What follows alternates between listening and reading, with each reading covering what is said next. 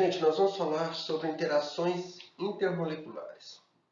Então vamos só repassar aqui rapidamente o que nós vimos, né? Então nós vimos sobre átomos e tudo que oriundo lá, desde da física quântica, qual é a nossa noção de átomos, né? Depois nós entramos na ideia de moléculas. E aqui nós falamos de estrutura de Lewis, depois geometria e depois TLV, teoria de ligação de valência. Neste processo aqui, nós tivemos oportunidade de discutir polarização da ligação química, e se a molécula é polar versus apolar. Tá claro? Pois bem, então, o que agora nós vamos tratar? Nós vamos tratar agora como que estas moléculas, que eu vou aqui, né, escrever aqui qualquer molécula, vai interagir com outras moléculas, né? Para quê? Para formar um sólido.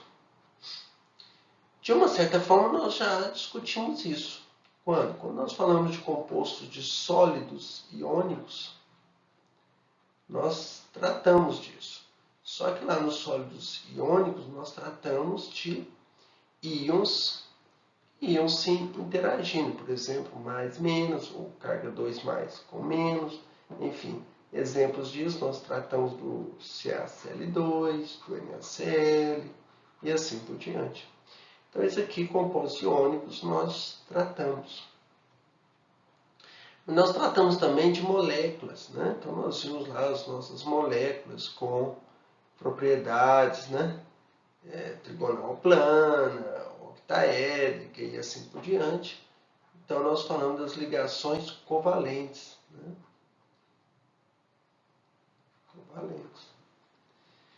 E essas moléculas, elas vão se juntando para formar o sólido, né?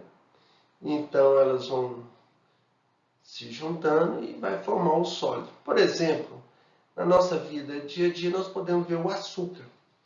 O açúcar tem uma molécula de frutose, glicose e sacarose, e aquele material que você pega ali é um aglomerado deles, né? Cada grãozinho ali representa um amontoado de moléculas que estão interagindo, ou algum tipo de interação que existe entre as moléculas. Ok? Se nós falarmos de líquido, qual que é a nossa visão de líquido? Líquido nada mais é que uma substância. Na nossa visão microscópica, nós temos como se fossem moléculas, como se fossem, vou representar aqui como esferas, só que elas não estão muito ligadas, né? Então, quando você está vertendo, né, um becker, na verdade, você está fazendo com que essas moléculas elas se deslizem umas sobre as outras. Então, elas têm um certo tipo de atração, né? Aqui você tem o seu outro recipiente, e elas vão escorrer umas sobre as outras aqui, elas vão deslizar umas sobre as outras, tá?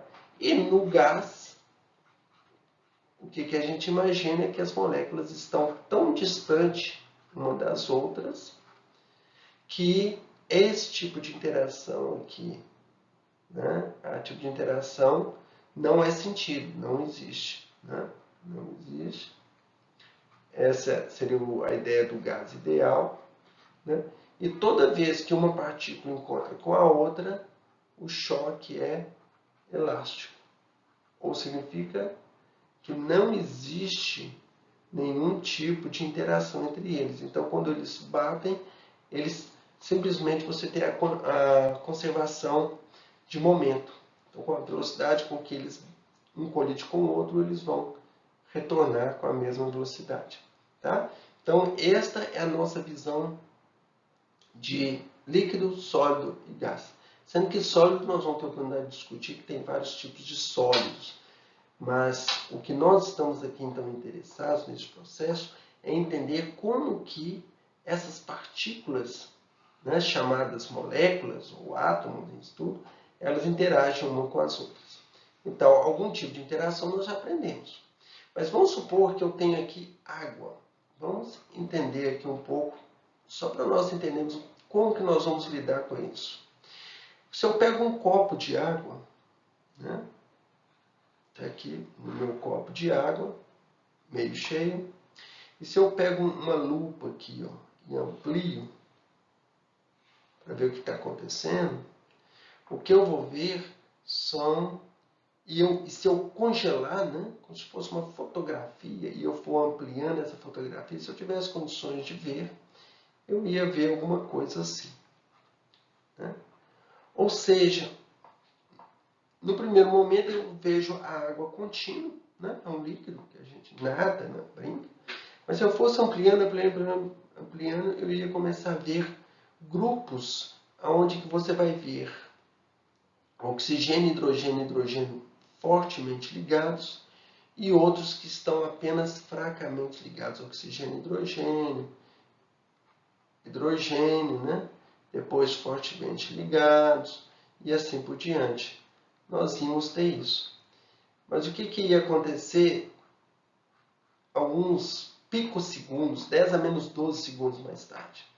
Ora, essa ligação, eu vou mudar de cor aqui para ficar mais claro, né? Essa é a nossa visão de água hoje. Claramente você pode quebrar essa ligação e essa aqui ficar forte, essa quebrar, né? Uma outra ficar forte aqui. Então você começa a ter, aqui não, né? Você teria uma quebra de ligação aqui, essa enfraqueceria, então você teria uma mudança, né? Quebra aqui, forma uma outra ligação de hidrogênio aqui e assim por diante. Ou seja, é como se você estivesse quebrando e formando ligações rapidamente entre os hidrogênios e oxigênios. Se você congela, e se você vai ampliando, você vai conseguir localizar 2 hidrogênios para cada oxigênio, formando ligações mais fortes, outras mais fracas.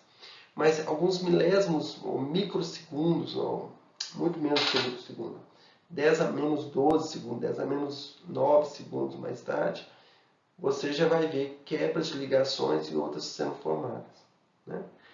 Então, toda a nossa interação aqui, nós vamos imaginar que o nosso mundo está estático. Então, eu peguei a água ali, tirei uma fotografia dela. Tudo. Naquele momento, o que você tem? Bom, você tem as moléculas de água, então, oxigênio, hidrogênio, né? E nós vamos ver como que elas se interagem uma com as outras. Tá? Ora, se essa interação é forte, então nós começamos a ter, você vai precisar de muita energia, ou seja, aumentar muita temperatura para que você tenha rompimento dessas interações entre as moléculas e que você possa levar elas para a fase gasosa. Se você vai esfriando, vai chegar uma hora que elas não vão fazer essas mudanças mais, porque elas não têm energia térmica suficiente e elas então vão para o sólido. Né? Então, do ponto de vista microscópico, nós vamos fazer essa mudança. Né? Sólido, gás, líquido e sólido. Ok? Podemos raciocinar isso de várias maneiras. Então, se eu tenho um sólido, se eu vou aumentando a temperatura e as minhas partículas estão fracamente ligadas, elas vão começar facilmente a romper essas ligações e elas vão se liquefazer. Mas se você continuar aquecendo, pode ser que uma grande quantidade dessas moléculas tenha energia suficiente para romper em definitivo. Então, elas vão para a fase gasosa. Ok? Que está colocado aqui. Então, como é que nós vamos trabalhar aqui nesses próximos 15 minutos? Nós vamos começar a pegar a fase gasosa e indo olhando as características das moléculas, e nós vamos discutindo isso aos poucos, até nós passarmos todos os tipos de interações intermoleculares. Tá bom?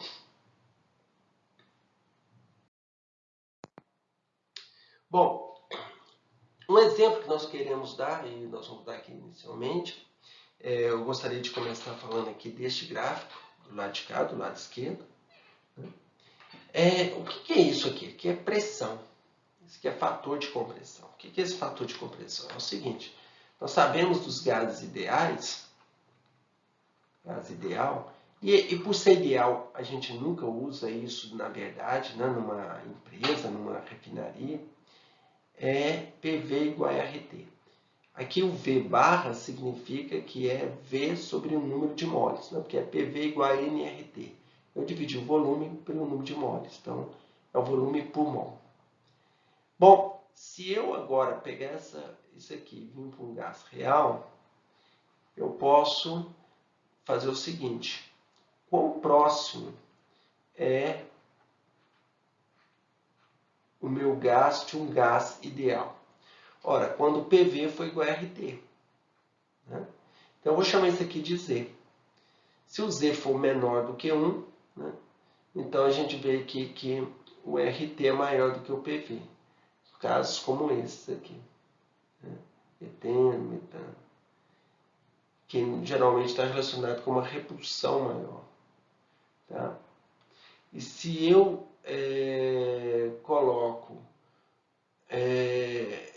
maior do que 1, significa que o PV está maior do que RT. Né? E isso está relacionado também com a repulsão dos elétrons. Ok?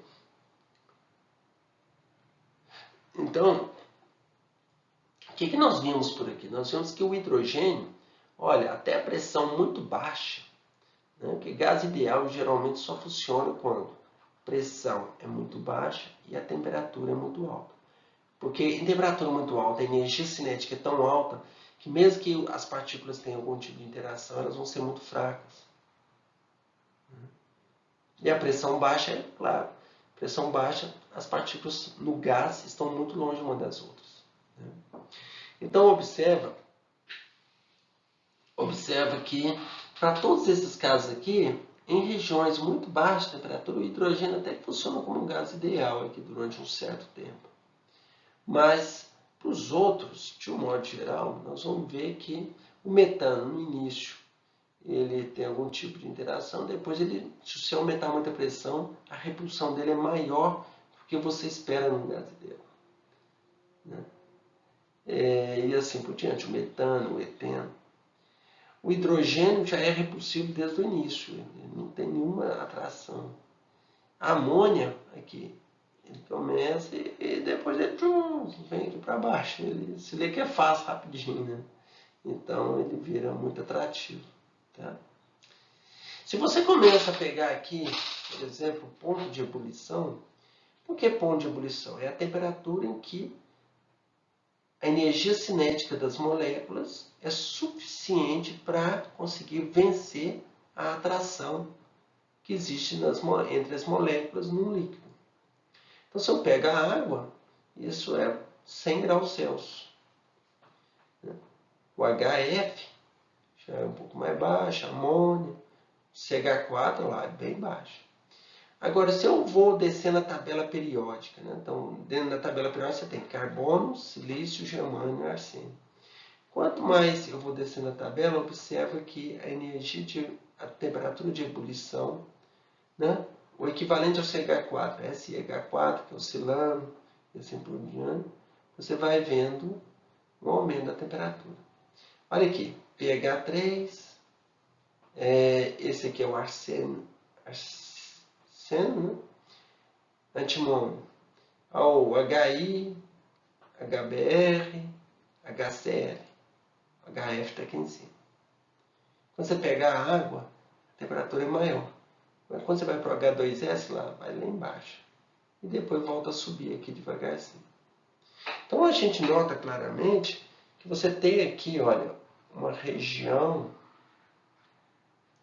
desses 3 moléculas aqui, composto de nitrogênio, flúor e oxigênio, que estão fora da média das outras. essas médias aqui das outras descendo sempre, ok? Então é isso que nós vamos fazer, né, e discutir da agora em diante, ok?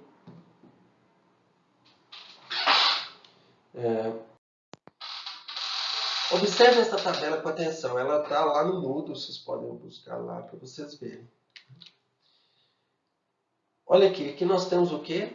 Gases nobres, né? Hélio, neônio, argônio, criptônio e xenônio. Qual é a temperatura de ebulição? Vou olhar só a temperatura de ebulição. Nós já vamos ver, olha, o hélio, né, à toa, né, que é muito usado aí para você fazer esses magnetos, porque você tem que chegar a temperaturas muito baixas, praticamente o zero absoluto, menos 269 graus Celsius, 4 Kelvin. Né? Mas quando você já passa do hélio para o neônio, olha aqui, você já aumenta a temperatura em 20 graus. Se você vai do neônio para o argônio, você já aumenta em mais de quase 100 graus. Se você vai para o criptônio, você já aumenta de quanto? De 120 graus. E xenônio já é 165. Já aumenta aqui em mais 40 graus. Bom, esse aumento aqui se deve a quê? Né? Porque que tipo de interação que deve existir entre um átomo e um outro que são completamente neutros? Né? Você tem carga C+ aqui no meio, Z+, você tem elétrons, né, aqui em volta. A mesma coisa com aqueles orbitais todos. É totalmente simétrico, né, que é camada fechada. O que está acontecendo? Que tipo de interação que existe isso aqui? Né? A gente fala disso de interações que são de polos induzidos. Né? Não tem carga, mas se essa densidade eletrônica aqui, como ela é dinâmica, porque isso aqui nós estamos falando de elétrons, que são funções de ondas, então se você tiver qualquer rompimento, qualquer colisão, qualquer coisa disso, você vai ter uma pequena oscilação dessa função de onda. E na hora que gerar essa oscilação, aqui você vai gerar uma carga positiva e aqui um pouquinho de negativo. E isso é o que a gente chama de momento de polo induzido. Né? E aí você vai ter um dipolo induzido. Tá? E isso vai forçar que esse aqui também apareça com um dipolo induzido. E aí vai gerar outra carga positiva aqui, outra carga negativa e assim por diante. E isso fica meio que oscilando. Né? Então é a forma que a gente está dando para eu explicar da forma eletrostática do que está acontecendo. Será que isso é verdade? Bom, se nós pegarmos agora moléculas H2, são moléculas neutras, apolares, não tem momento de polo. H2, N2, O2, F2, L2, BR2, I2. Observa aqui o ponto de ebulição. Você só vai aumentando. Olha que o I2, o ponto de ebulição dele é 180 graus Celsius. Ele é sólido, olha aqui. O ponto de fusão. Né? O BR2 é líquido. Por quê? Porque o ponto de ebulição é 59, nós estamos provavelmente a 25 graus Celsius, e ele solidifica a menos 7. O Cl2, F2, O2 em diante são gases a temperatura ambiente. Né? O ponto de ebulição do oxigênio, do Cl2, por exemplo, é menos 34. Só abaixo disso que ele se liquefaz. Mas o que há de diferente? Ora, de novo, né? Se é neutro, deve ser daquele jeito. Mas quanto mais você tem elétrons, tipo o E2, o I2, você tem tantas camadas aqui em volta, que aquele último elétron lá, né, que está lá na frente, lá atrás, ele é o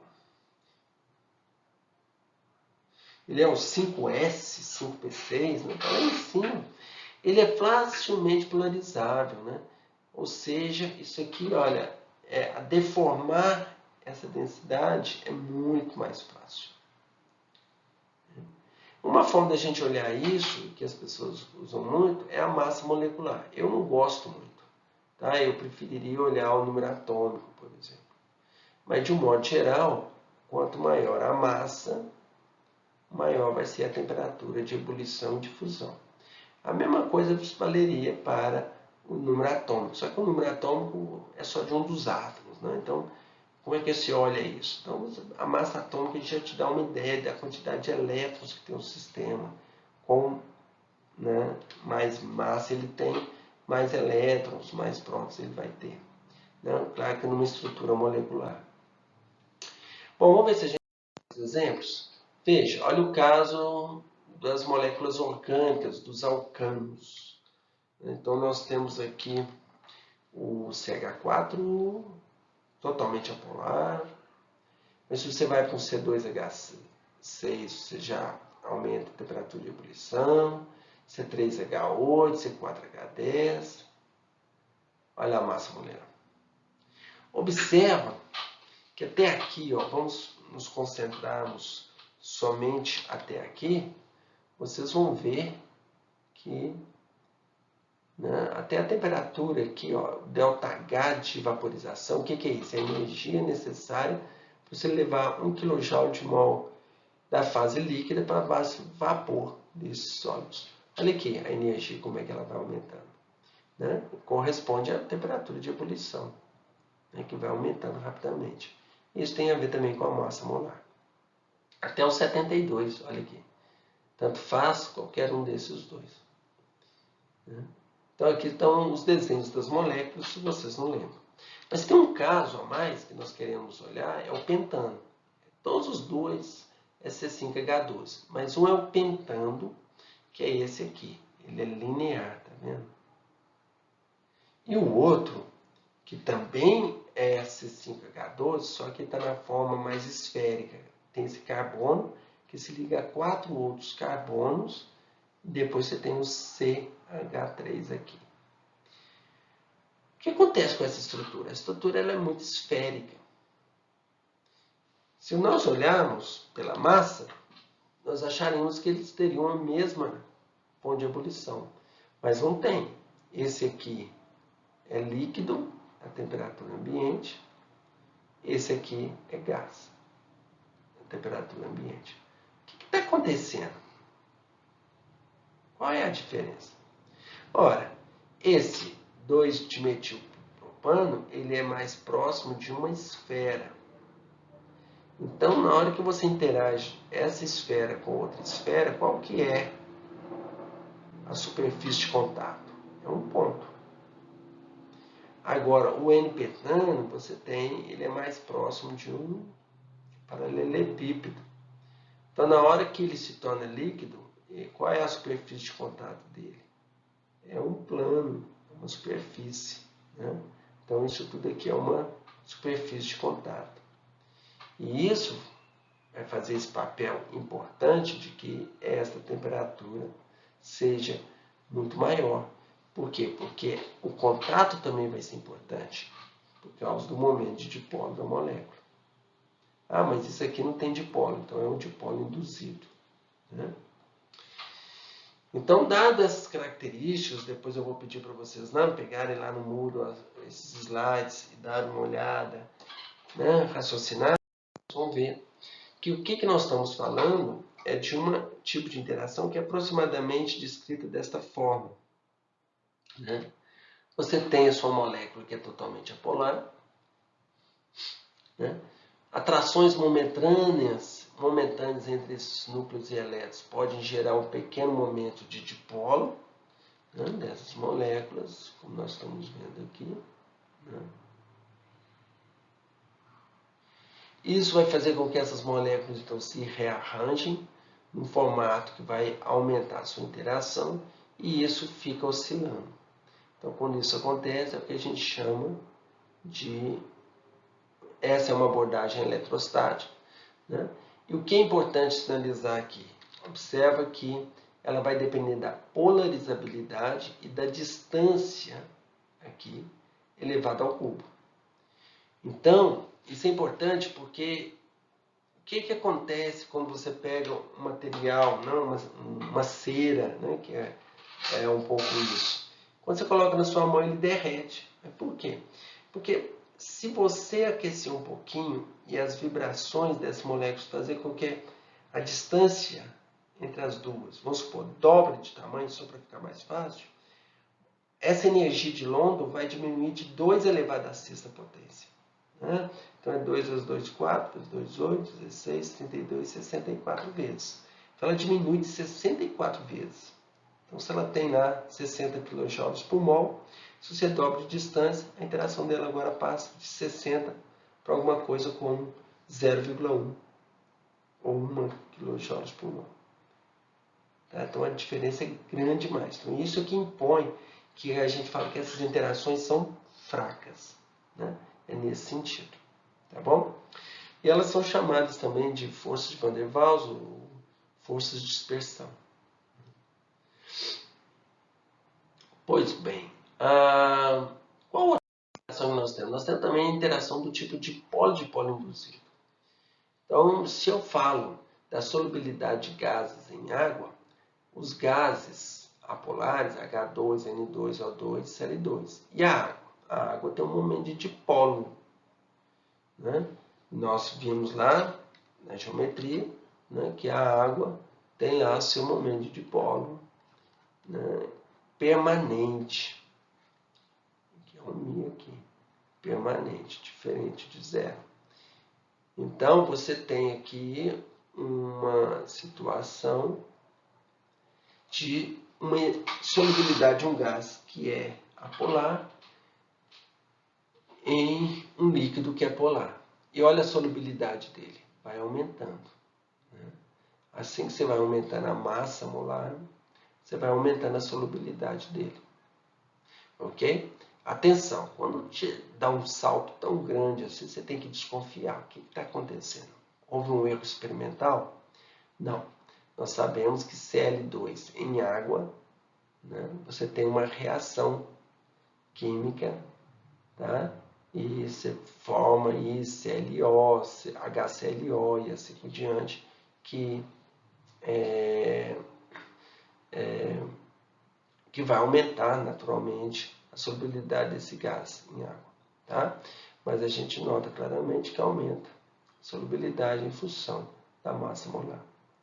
Então, se nós descartarmos essa questão aqui, que aqui envolve reação química, então descartar isso e olhar só a questão da solubilidade desses três gases, como é que ele interage? Bom, primeiro você tem a molécula de água, o O2 está lá bonitinho, e aquele dipolo induzido vai ser feito aqui em função do momento, não por causa de interações instantâneas, mas porque você tem um momento de dipolo induzido permanente aqui da água.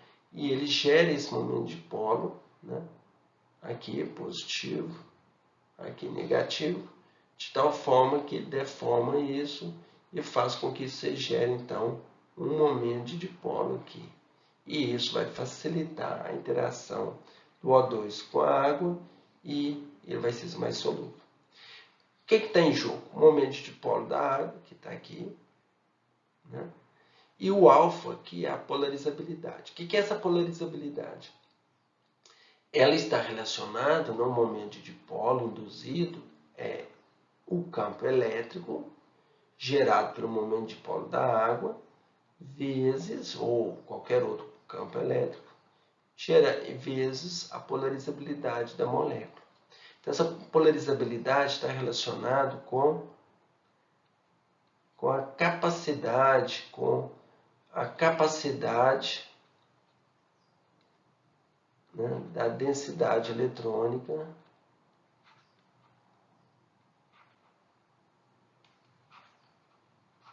se distorcer.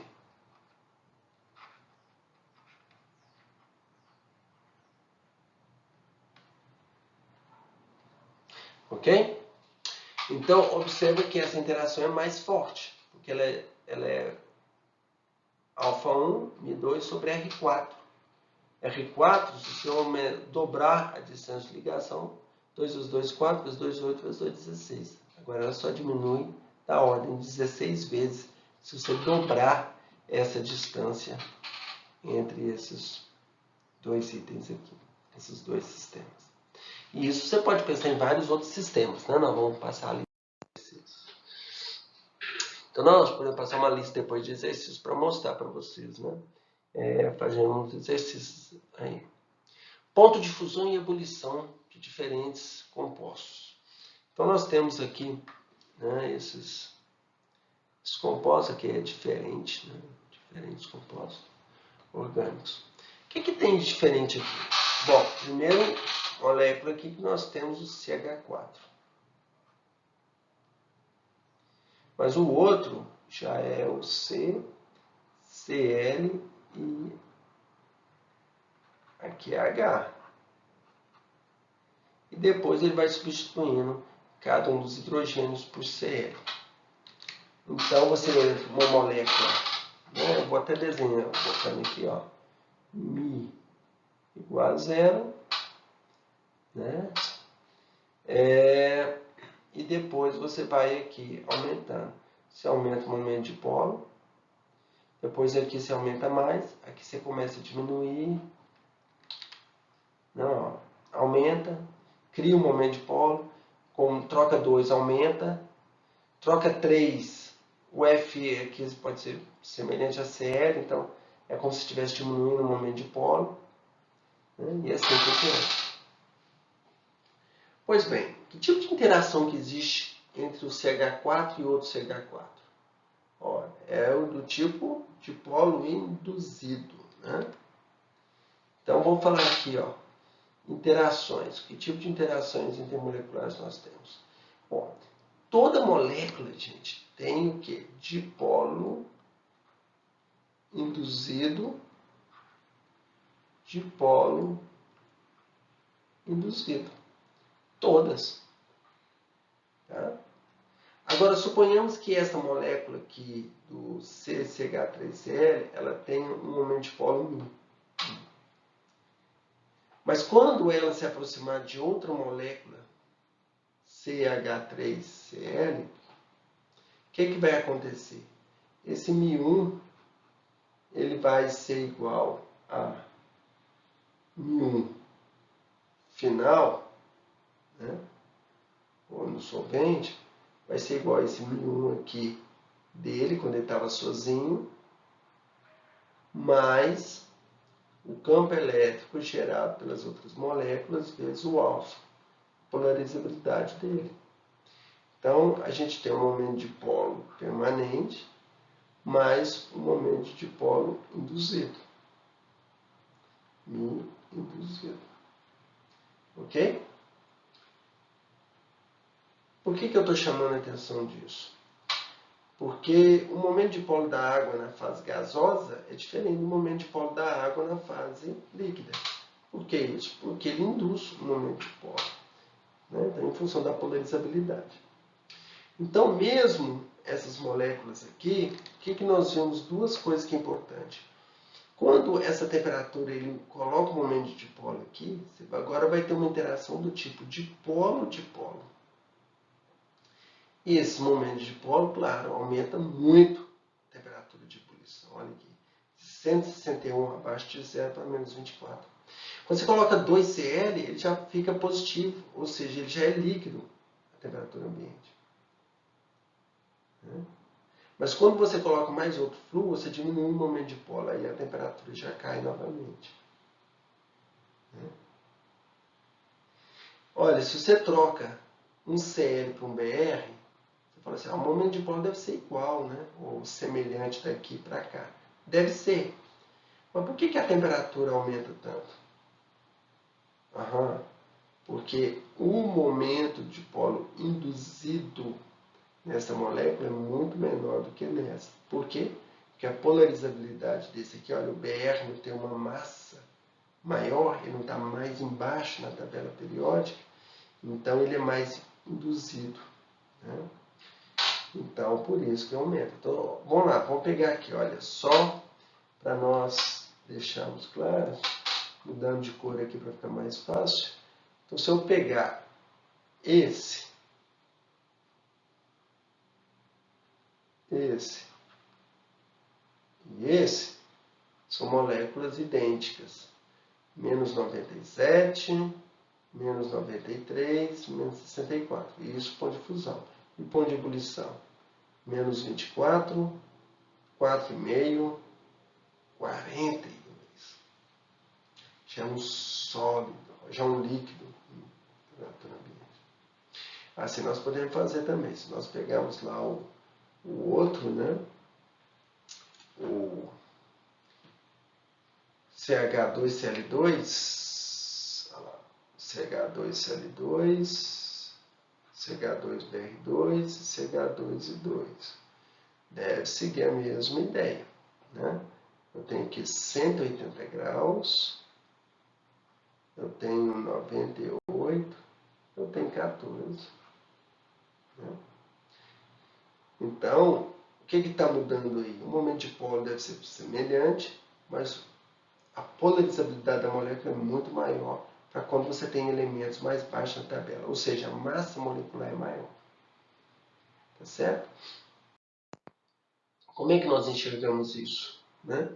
Você tem um íon, então você tem uma molécula que tem dipolo, né? Você tem um Mi aqui, você tem um outro Mi aqui, né? E eles vão se acoplar de forma a interagir da melhor forma possível, ou assim, ou desta forma aqui. Claro.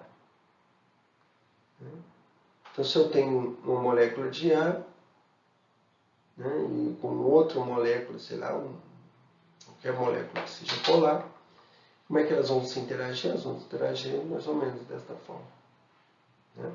Não é à toa que lá, quando nós interagimos da água, não com íons e tudo, você vai ter as moléculas de água em volta do íon. Certo?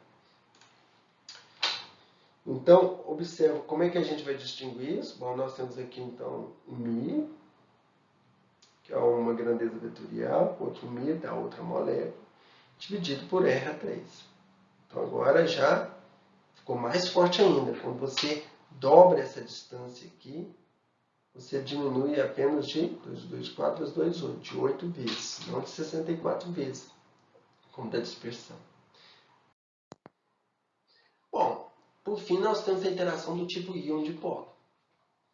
Quando você coloca um lítio em água, você tem o lítio, que é uma carga positiva, você vai ter água em volta.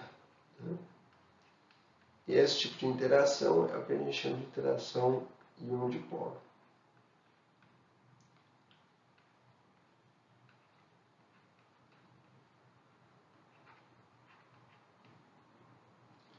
Tá certo? Então, esse tipo de interação aqui, a gente fala que aqui você tem uma carga positiva, enquanto que o OH2 você tem um dipolo que é dado desta forma. Tá certo? Mas isso funciona? Bom, nós podemos olhar aqui, veja, nesse caso você tem a mesma carga, mas o raio aumenta. O que você espera? Você espera que a interação diminua. Isso aqui é entalpia de hidratação. Quanto de energia é liberada quando o lítio ou qualquer um desses íons sai da fase gasosa e entra em água. Então, quanto mais negativo, né, mais forte é essa interação. Claro, olha aqui o número, 90. Você vai aumentando o número, o raio, você vai diminuindo gradativamente a energia. Agora, nós podemos comparar isso de uma outra forma. Nós podemos comparar e observa qual que é a carga desse íon aqui, mais 1, e desse, mais 2, desse, mais 3. Se eu pegar a solubilidade desses 3 íons em água, que está relacionada com a interação íon-dipolo, ou o ΔH de solução, como o Cl é sempre o mesmo, ele vai contribuir da mesma forma. Então, quem está diferenciando? É o sódio, magnésio e alumínio. E o que a gente vê? A solubilidade aumenta com LCl3. O ΔH aumenta.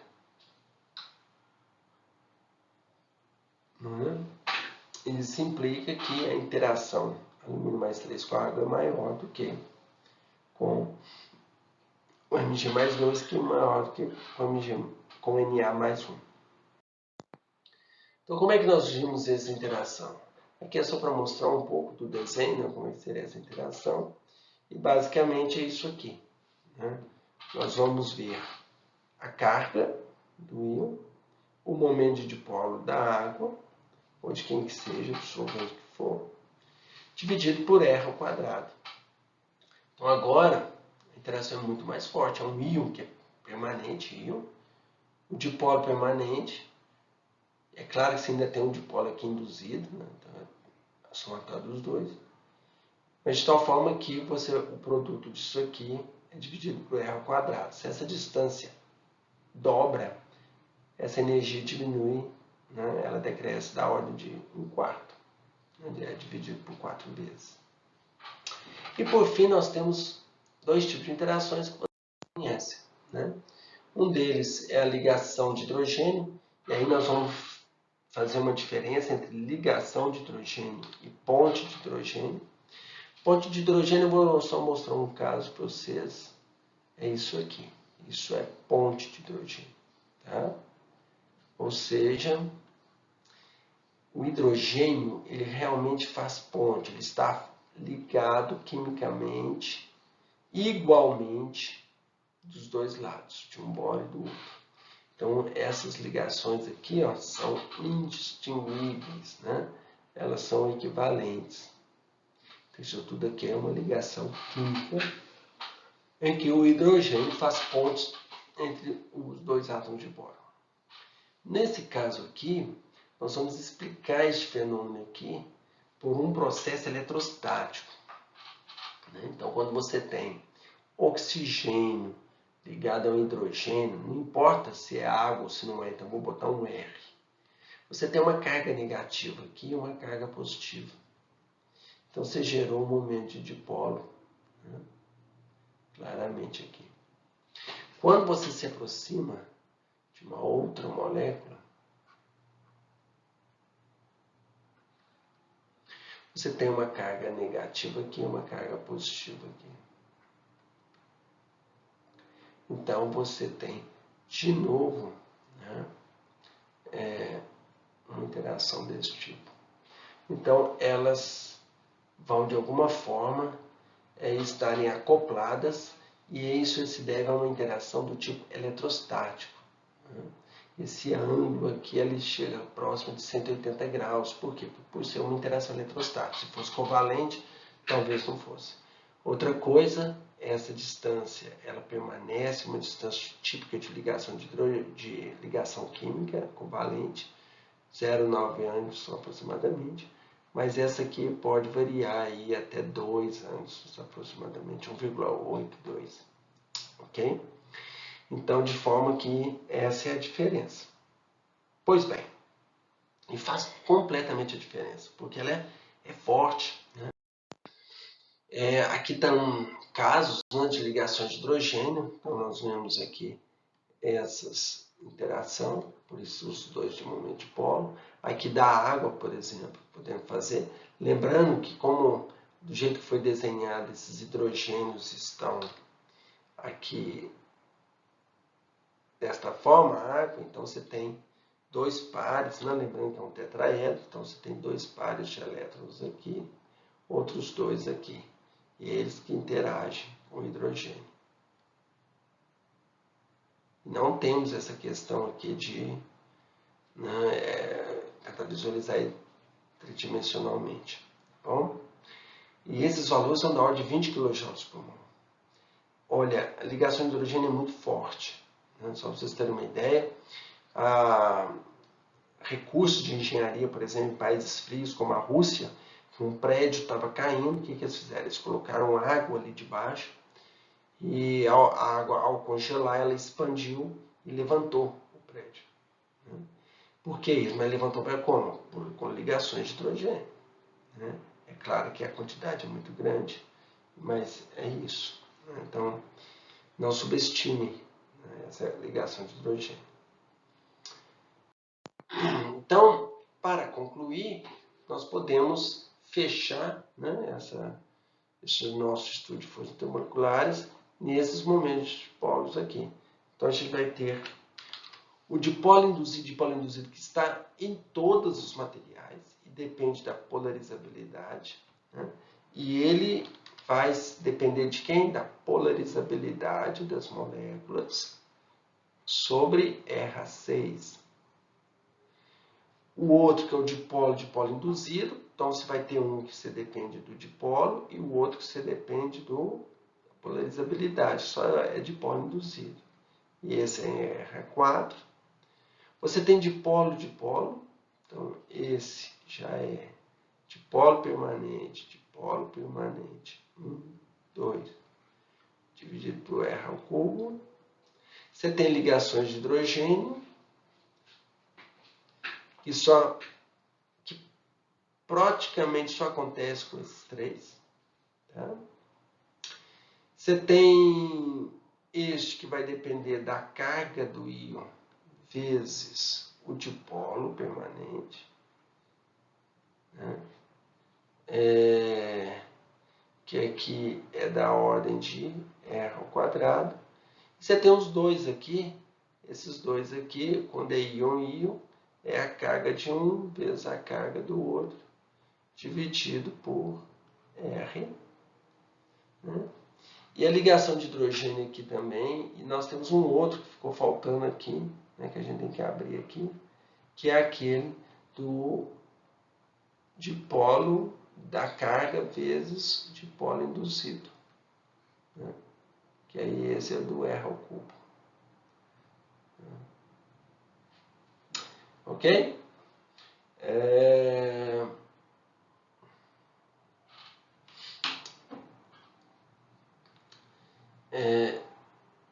Acho que é isso que eu gostaria de falar.